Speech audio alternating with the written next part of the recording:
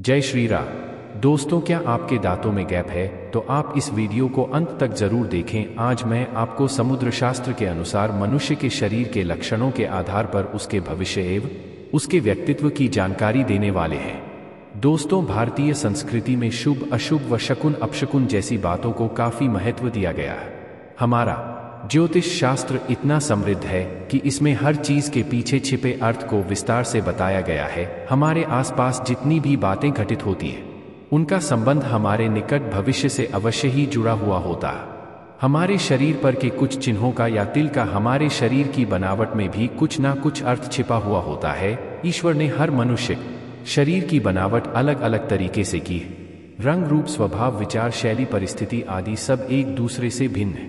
समुद्र शास्त्र हमारे वैदिक संस्कृति का एक हिस्सा है, जिसमें हमारे शरीर पर निहित इन सभी चिन्हों, शरीर के विभिन्न अंगों की बनावट का अध्ययन करके मनुष्य का भूत, भविष्य और वर्तमान बताया जाता है। हमारे सिर्फ जितने भी निशान या से कुछ बातें होती है, उससे मैं काफी कुछ पता चलता है। इनमें से कुछ निशान हमारे लिए लकी यानी कि सौभाग्य का प्रतीक होते हैं, तो कुछ अन्य की यानी दुर्भाग्य का कारण। चलिए आज हम आपको बताते हैं हमारे शरीर के कुछ ऐसे लेकिन चिन्हों और अंगों की बनावट के बारे में, जिनका सीधा प्रभाव हमारे जीवन पर पड़ता है, या यूं कहे हमारे शरीर में इनका होना हमारे लिए भाग्य की बात है। सबसे पहले बात करते हैं हमारे चेहरे और शरीर की बनावट के बारे में। गोल चेहरे वाले लोग निश्चित ही भाग्यशाली होते हैं।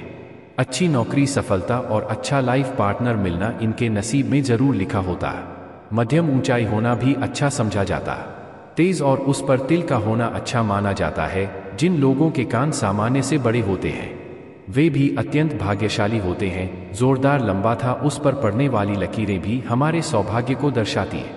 यूं तो बालों का कम होना या गंजेपन को सुंदरता की दृष्टि से अच्छा नहीं माना जाता, परंतु ज्योतिष शास्त्र की दृष्टि से देखें, गंजे लोग ज्यादा भाग्यशाली माने गए हैं। महिलाओं की मांग सीधे होना भी अच्छा माना जाता है। अब हम बात करते हैं हमारे चेहरे और शरीर के अन्य भागों पर। जन्म से ही जो तिल होते हैं, उनकी, जी हाँ, यह जटिल होते हैं। शरीर पर उनकी स्थिति के अनुसार उनका अर्थ होता है। जैसे कि माथे के बीच स्टील हमारे लिए लकी होता, इसी तरह हथेली, दाएं गाल, दाईं आंख इत्यादि पर जटिल होते हैं, वह हमारे लिए खास होते हैं। मोतियों जैसे सफेद दाग किसे पसंद नहीं है। अब बिना फट यानी कि बिना गया पहले तो अच्छे ही देखते हैं, परंतु समुद्र शास्त्र के अनुसार जिस व्यक्ति के दांतों के बीच में गैप या होता है, वे ज्यादा सौभाग्यशाली होते हैं।